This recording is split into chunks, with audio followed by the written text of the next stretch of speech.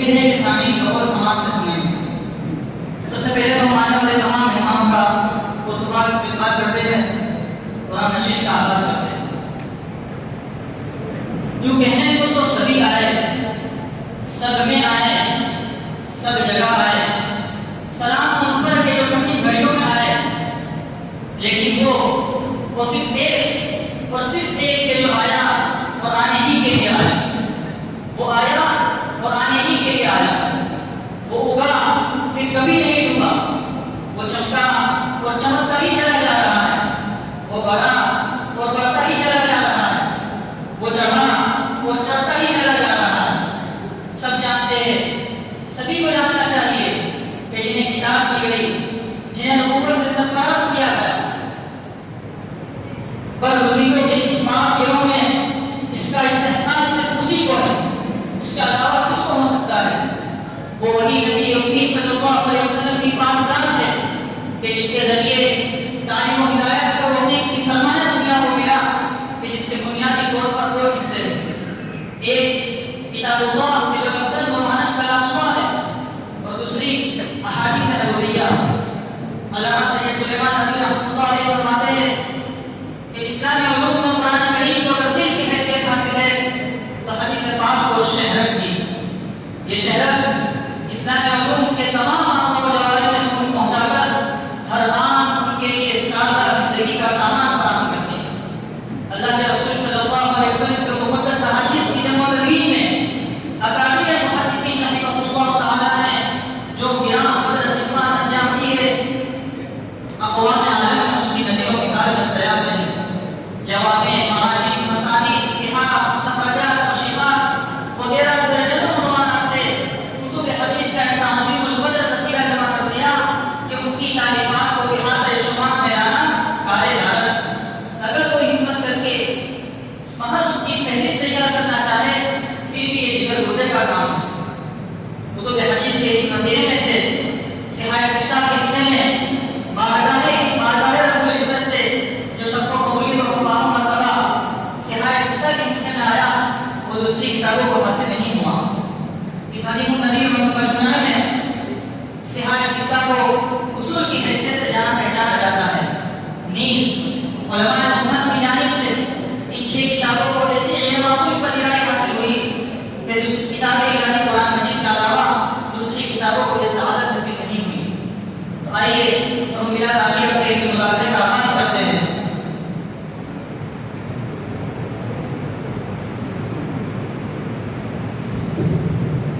چنانچہ سب سے پہلے ہم برادر مکرم مولوی حسین سلموں سے درخواست کرتے ہیں کہ وہ امام بخاری رحمۃ اللہ علیہ کا مختصر تعارف پیش کریں اور کتاب کی چند اہم خصوصیات پر روشنی ڈالیں۔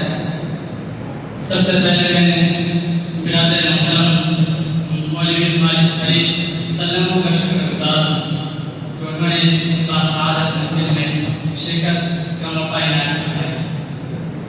جیسا کہ آپ نے سوال پر کیا، قابل اہم ہے۔ امام بخاری رحمۃ اللہ علیہ کنیت ابو عبداللہ، لقب امیر المؤمنین، مکمل نام ابو عبداللہ محمد بن اسماعیل بن ابراہیم۔ کتاب کا مکمل نام الجامع المسند الصحیح المختصر من امور رسول اللہ صلی اللہ علیہ وسلم۔ خصوصیات کی بات کریں تو سب سے پہلے یہ کہ امام بخاری رحمۃ اللہ علیہ 6,000 احادیث میں سے صرف 6,000 احادیث کا انتخاب فرمایا، اور آگے کے سلسلے میں امام بخاری رحمۃ اللہ علیہ اعلیٰ سے اعلیٰ درجے کے راوی کا انتخاب فرمایا۔ یاد رکھیں کہ علماء محدثین نے کل راوی کے 5 طبقات کیے، لیکن امام بخاری رحمۃ اللہ علیہ صرف ایک ایسی شخصیت ہے جنہوں نے سب سے اول طبقے والے راویوں کی روایت کی، جو اپنے شیخ کے پاس تعلیم و تعلم میں خاصا وقت صرف کیا اور ضبط اتقان میں ہر درجہ مضبوط ہو۔ تو دوسری طرف ہر حدیث کو لکھنے سے پہلے غسل فرماتے، 2 رکعت نماز ادا کرتے اور استخارہ کرتے۔ جب قائل حدیث سے حدیث کی صحت کا یقین ہو جاتا تو اسے اپنی کتاب میں درج فرماتے۔ یہ انتہائی خلوص اور اللہ تعالیٰ کے فضل و کرم کا کہ اس کتاب کو اصحاب الکتب بعد کتاب اللہ کا لقب ملا۔ یہ قرآن کریم کے بعد انسانوں کی لکھی ہوئی کتاب میں امام بخاری رحمۃ اللہ علیہ سے لکھی ہوئی کتاب ہے،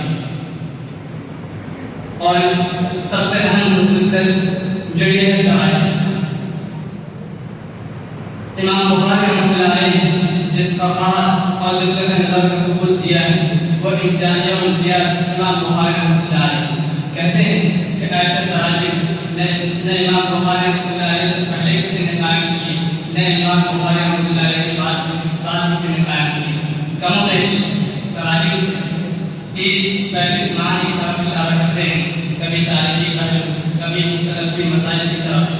بس علماء کی ایک جماعت نے اس کے اوپر مستقل محنت کی، لیکن اب تک میرے نظر میں سب سے خصوصی نمایاں کام جو ہوا وہ شیخ زکریا رحمۃ اللہ علیہ کی کتاب النواب و تراجم، جو اپنے آپ میں لائق وفائی۔ اور ایک اہم خصوصیت ذکر کر دوں کہ اس کتاب میں سب سے زیادہ ثلاثیات کی روایت، مطلب یہ کہ ایک حدیث آپ علیہ السلام تک صرف 3 واسطے ہوتے ہیں، لیکن اس میں بھی اہم بات امام اعظم ابو حنیفہ رحمۃ اللہ علیہ سے 3 ثلاثیات مروی، انہیں میں اپنے چند باتوں پر اکتفا کرتا ہوں۔ ماشاءاللہ آپ نے بڑی اہم معلومات پیش کی۔ اب ہم جناب مولوی یمان سلمان کی طرف رخ کرتے ہیں۔ تو عزیزاً مولوی یمان سلام ہم آپ سے گزارش کرتے ہیں کہ علمی دنیا میں مقدمہ مسلم کی اہمیت پر جانا گفتگو فرمائیں۔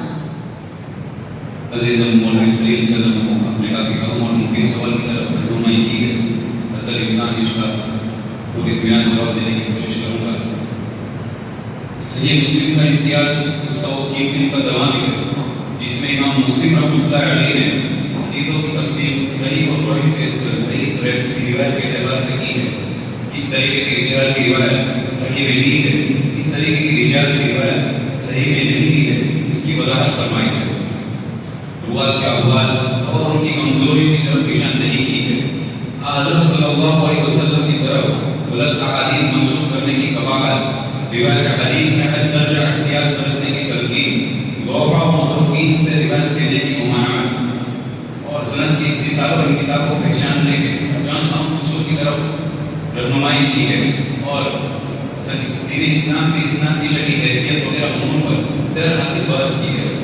علاوہ ازیں حدیث معنت کے حجت ہونے اور آگے مرویوں کے درمیان لکھا و سما کے ضروری قرار دینے والوں کے رد کے سلسلے میں جو کچھ مواد امام مسلم رحمۃ اللہ علیہ نے پیش کیا ہے، گویا کہ آپ کو اصول حدیث کی بنیاد قائم کی ہے، جو کہ ایک مشترک حدیث کے لیے سنگ بی کا درجہ رکھتا ہے۔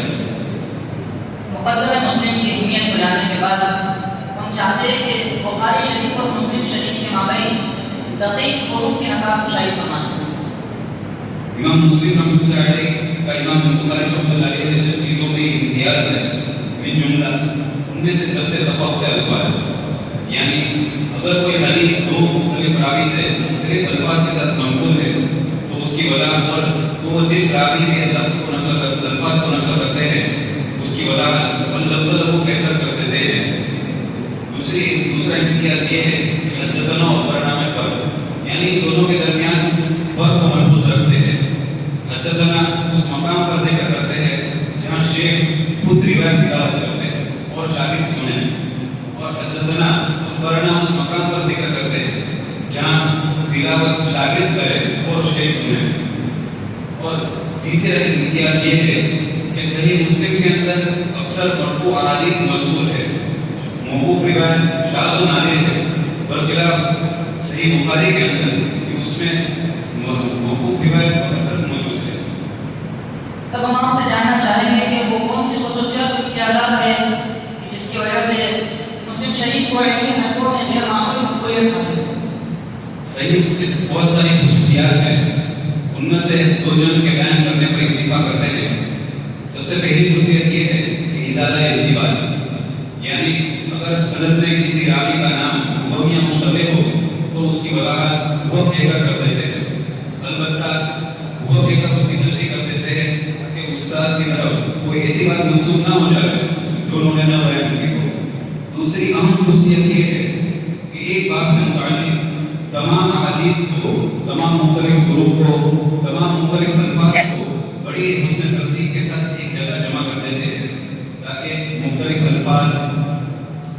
ضعیف اسناد کی تلاش آسان ہو جائے. الحمدللہ ہم صحیحین کی خصوصیات اور امتیازات پر واقف ہوئے. اب مناسب معلوم ہوتا ہے کہ سنن کی تعریف، اہمیت اور اس کی خصوصیات سے بھی ہم آشنا ہوں.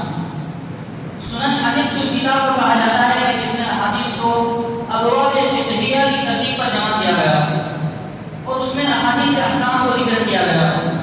چنانچہ ہم برادر مکرم مولوی ایاز صاحب سے گزارش کرتے ہیں کہ امام ابو داؤد رحمۃ اللہ علیہ کی تصنیف کا منہج واضح فرمائیں. امام ابو داؤد رحمۃ اللہ علیہ کی سنن ابو داؤد مختلف فقہی ابواب کی ترتیب پر ہے. البتہ آپ نے دیگر اصحاب سنن کے اندر سے ہٹ کر کچھ ابواب و کتب میں بعض حکمتوں کے پیش نظر تقدیم و تاخیر سے کام لیا ہے. اس کے علاوہ صحت حدیث، ابواب کی جامعیت اور حسن ترتیب سنن ابو داؤد کی منہجی خصوصیات میں سے. سنن ابو داؤد کی بہت ساری خصوصیات ہیں جن میں سے میں آپ کے سامنے چند پیش کرتا ہوں. اگر کوئی حدیث میں دو سند موجود ہو جن میں سے ایک قدیم الاسناد ہو، یعنی وہ سند اردو کے وصف کی حامل ہو، تو امام ابو داؤد رحمۃ اللہ علیہ اردو کی خواہش میں قدیم الاسناد کی تخصیص کروا لیتے ہیں اور اس سے محفوظ کا ذکر نہیں کرتے. اور مولوی خلیل صاحب صلی اللہ علیہ وسلم یہ کوئی عیب کی بات نہیں ہے، ایسا کوئی شیخ نہیں کرتے ہیں. جبکہ امام نسائی رحمۃ اللہ علیہ صرف اردو کی خاطر ضعیف کے طریق کو پسند نہیں فرماتے. اور دوسری خصوصیت یہ ہے کہ اگر باب یا مضمون کے متعلق آپ کے پاس کئی احادیث موجود ہو تب بھی باب میں ایک دو حدیث کے اوپر اکتفا کرتے ہیں اور تمام احادیث کو پیش کر ناظرین کو تھکن اور پریشانی میں مبتلا نہیں کرتے. تیسری خصوصیت یہ ہے کہ اگر ایک مضمون کے متعلق آپ کئی حدیثوں کا ذکر بھی فرماتے ہیں تو اس بات کا خیال کرتے ہیں کہ ہر متن سے کوئی نیا فائدہ حاصل ہو یا سابقہ حدیث کے لیے یہ متن بطور معید کے ہو. اور چوتھی خصوصیت یہ ہے کہ امام ابو داؤد رحمۃ اللہ علیہ بہت ضعیف یا منکر حدیث کو اس وقت ذکر فرماتے ہیں جبکہ بعد میں اس کے علاوہ کوئی حدیث موجود نہ ہو یا اس کے اندر کوئی خاص فائدہ مذکور ہو. لیکن جب کبھی ایسا کرتے ہیں تو قول ابو داؤد کہہ کر امام ابو داؤد رحمۃ اللہ علیہ اس کے صحف کو بھی بیان فرما دیتے ہیں. جیسے کہ ہم سب جانتے ہیں کہ علم حدیث کی دنیا میں قال ابو داؤد ایک بڑی شہرت رکھتا ہے. تو ہم آپ سے جاننا چاہیں گے کہ آخر وہ کیا اشارہ قال ابو داؤد میں پنہا ہے، ذرا اس کو کشف فرمائیں. امام ابو داؤد رحمۃ اللہ علیہ جب قال ابو داؤد کہتے ہیں تو اس سے ان کا یہ مقصد ہوتا ہے کہ عام متن تو ان کا مقصد اس سے یہ ہوتا ہے کہ اگر جہاں سند میں روایت کا اختلاف ہو تو اس کو بیان فرما دیتے ہیں، پھر اس کے بعد اس کا مطالعہ لے کے آتے ہیں. دوسرا مقصد امام ابو داؤد رحمۃ اللہ علیہ کا یہ ہوتا ہے کہ اگر روایت میں متن کے الفاظ میں اختلاف کیا ہو تو اس کو ذکر فرما دیتے ہیں. تیسرا مقصد یہ ہوتا ہے کہ تعدد اسناد کی طرف اشارہ کرتے ہیں. ایک اور سوال میں آپ کو ذہن دینا چاہیں گے کہ سنن ابو داؤد کی وہ کون سی چار احادیث ہے کہ جو ذخیرہ احادیث کا نچوڑ کہی جاتی ہے؟ آپ جسے رحمت کہہ رہے ہیں ایسا لگتا ہے کہ یہی رحمت ہے کہ مولوی خلیل صلی اللہ علیہ وسلم امام ابو داؤد رحمۃ اللہ علیہ نے 5 لاکھ احادیث میں سے 4800 احادیث کا انتخاب فرمایا. جن 4800 احادیث کا نچوڑ صرف 4 احادیث میں بیان فرمایا ہے. پہلی حدیث انما الاعمال بالنیات الى اخره. دوسری حدیث من حسن اسلام المرء تركه ما لا يعنيه. تیسری حدیث لا يكون المؤمن مؤمنا حتى يرضى لأخيه ما يحب لنفسه. اور چوتھی حدیث الحلال بين والحرام بين وبينهما مشتبهات الى اخره. اگر مزید ایک حدیث کا اضافہ کر دیا جائے تو بقول امام ابو حنیفہ رحمۃ اللہ علیہ پوری شریعت کا خلاصہ ہو جائے. اور وہ حدیث المسلم من سلم المسلمون من لسانه ويده. اب ہم برادر مکرم مولوی شاہد سلام کا رخ کرتے ہیں کہ امام نسائی رحمۃ اللہ علیہ کی حدیث اور فقہ کے حوالے سے امتیازات اور خصوصیات بیان کیجیے. ماشاءاللہ آپ نے 2 پہلوؤں پر سوال کیا، فقہی خصوصیات اور حدیثی خصوصیات. سب سے پہلے میں آپ کے سامنے فقہی خصوصیات کا ذکر کرتا ہوں. سب سے سے پہلی خصوصیت یہ ہے کہ اگرچہ امام نسائی رحمۃ اللہ علیہ کی کتاب فقہی ابواب کے موافق ہے، لیکن اس نے ترتیب کے اعتبار سے بڑھن پایا۔ دوسری خصوصیت یہ ہے کہ ایک روایت کو مختلف مقامات پہ لا کر مختلف مسائل کو ثابت کرتے ہیں، جیسا کہ امام بخاری رحمۃ اللہ علیہ کا درج ہے۔ تیسری خصوصیت یہ ہے کہ آپ رحمۃ اللہ علیہ کہیں کہیں فقہا کے اقوال و فتاویٰ کو ذکر کر دیتے ہیں۔ چوتھی خصوصیت یہ ہے کہ بعض مقامات میں تفریحات کو بھی کثرت سے ذکر کرتے ہیں۔ وہ ایسا محسوس ہوتا ہے کہ آپ فقہا کے لیے دلائل فراہم کرتے ہیں۔ اور پانچویں خصوصیت یہ ہے کہ جزوی اور دہری عناوین کو کثرت سے قائم کرتے ہیں۔ وہ ایسا معلوم ہوتا ہے کہ آپ فقہ کی کوئی کتاب لکھیں۔ اب میں چند حدیثی خصوصیات کو ذکر کرتا ہوں۔ امام نسائی رحمۃ اللہ علیہ فنون حدیثیات میں ایک بڑا امتیاز رکھتے ہیں، چنانچہ اساتذہ اردو میں نقد و دلالت کا کام انجام دینا اور متصل اور مسند روایت کو لانا، شاذ روایت سے بچنا، وہ معلوم ہوتا ہے کہ ہم مسلم رحمۃ اللہ علیہ کے طریقۂ کار کی اتباع کرتے ہیں اور جرح و تعدیل میں ابو داؤد رحمۃ اللہ علیہ کے درس کو اختیار کرتے ہیں۔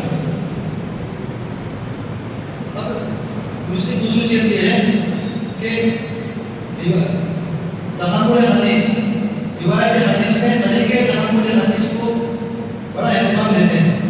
بطور مثال سمجھیے کہ حارث بن مسکین رحمۃ اللہ علیہ جو کہ موصوف رحمۃ اللہ علیہ کے استاد ہیں، ان سے بدمزگی کی، ان سے کچھ رنجش کی بنا پر احادیث کو چھپ کر سنا کرتے ہیں۔ تو جب ان سے روایت کرنے کا موقع ہوا تو حدثنا اور اخبرنا کے الفاظ استعمال نہیں کیے، بلکہ ہمیشہ جو کہتے ہیں الحارث بن مسکین قراءۃ علیہ وعلى السلام، گویا اس سے موصوف رحمۃ اللہ علیہ کا بڑا اور اپنا معلوم ہوتا ہے۔ بس اسی چند خصوصیات کا بات کو ماشاء اللہ بڑی اہم معلومات پیش کی۔ بطور معلومات میں ایک بات عرض کر دوں کہ صحاح ستہ میں امام بخاری رحمۃ اللہ علیہ سب سے پہلے وفات پانے والے ہیں اور سب سے آخر میں امام نسائی رحمۃ اللہ علیہ وفات پانے والے ہیں۔ چنانچہ ہماری عزیزاً سات سلموں سے درخواست کرتے ہیں کہ وہ جامع ترمذی کی نمایاں ترین خصوصیات پر روشنی ڈالیں۔ آپ نے بڑا ہی عمدہ اور مفید کا سوال کیا ہے۔ بندہ آپ کا تہہ دل سے شکر گزار ہے۔ علامہ ذہبی رحمۃ اللہ علیہ فرماتے ہیں کہ امام ترمذی نے جامع ترمذی تعریف کرنے کے بعد خراسان، حجاز، مصر و شام کے علماء کو اس کو پیش کیا۔ چنانچہ تمام علماء نے اسے پسند فرمایا اور اس کے وقت اس کو دار تحصیل دی۔ اس کے بعد آپ نے اس کے حکم اشارہ کر دیا۔ اس کتاب کا مقام کا اندازہ اس کو سے بخوبی لگایا جا سکتا ہے۔ من کان عنده هذا الكتاب الجامع فكان عنده نبي يتكلم۔ جی ہاں، اس کتاب کی خصوصیت یہ بھی ہے کہ صحاح ستہ میں ایک وہ مائناز کتاب ہے جو بیروا جامع بھی ہے، سنن بھی ہے۔ نیز اس کتاب کی خصوصیت یہ بھی ہے کہ صحیح بخاری اور صحیح مسلم سے اس حیثیت سے اپنی ایک الگ شان رکھتی ہے کہ صحیحین سے صرف متبادل عائدی فائدہ اٹھا سکتا ہے، لیکن آپ کی اس کتاب سے ہر صاحب علم مستفید ہو سکتا ہے۔ ان خصوصیات کے علاوہ آپ کا مذاہب کا بیان کرنا کیا جو خصوصیت میں سے ہے؟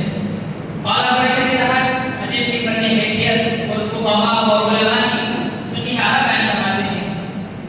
شمائل ترمذی کی اس کتاب کا ایک اہم باب ہے جس پر ہمیشہ محدثین کی خصوصی توجہ رہی ہے۔ اب چاہتے ہیں کہ بڑے اعجاز کے ساتھ کتاب العلل پر چند توضیحی کلمات بیان فرمائیں۔ امام ترمذی نے اپنی سنن کا ایک لاحقہ لکھا ہے جو کتاب کے آخر میں ہے۔ کسی غلط فہمی کی بنا پر اس کا نام کتاب العلل رکھ دیا گیا ہے، حالانکہ امام ترمذی نے کتاب العلل میں اپنی سنن کے مطابق کم و بیش 16 خصوصیات بیان کلام کیا ہے، جیسے جرح تعدیل کے اصول، آپ نے ان اصحاب سے فقہی اقوال کو واضح کیا، حمل حدیث، غریب حدیث کی اقسام اور اس کے پرہیزیت سند و متن، اس پر آپ نے تمام امور پر کافی شافی کلام کیا ہے۔ نیز آپ نے کتاب العلل میں ایسی روایت لائے ہیں، ایسی روایت کا انتظام کیا ہے جس میں کوئی نہ کوئی علم فقیر پائی جاتی ہے تاکہ قارئین کو معلوم روایت سے واقف ہو سکے۔ اب ہم سب سے آخری کتاب سنن ابن ماجہ کے بارے میں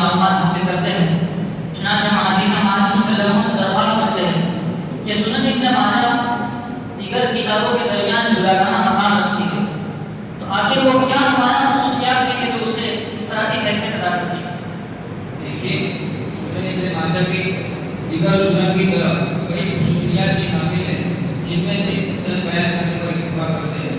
سنن ابن ماجہ کی سب سے بڑی خصوصیت یہ ہے کہ سنن ابن ماجہ کو بھی دیگر سنن کی طرف ہی اقوام پر مرتب کیا ہے۔